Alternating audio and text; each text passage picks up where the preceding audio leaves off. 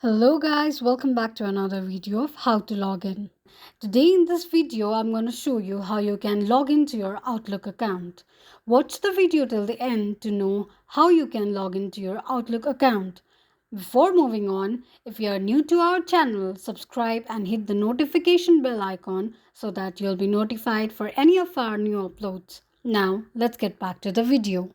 So to log into your Outlook account, firstly open your Google search. Type in outlook.login and make a search. It will display the search results. Then click on the first link shown on the page.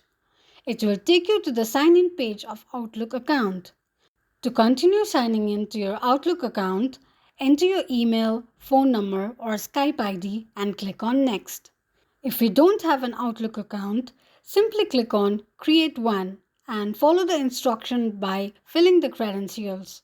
Now, enter the password associated with your Outlook account and click on Sign In. Tap on Yes if you want to keep your account signed in, or else click on No. This is how you can sign in to your Outlook account quickly and easily just in few steps. If you have any thoughts or queries, let us know in the comment section. Thank you so much for watching.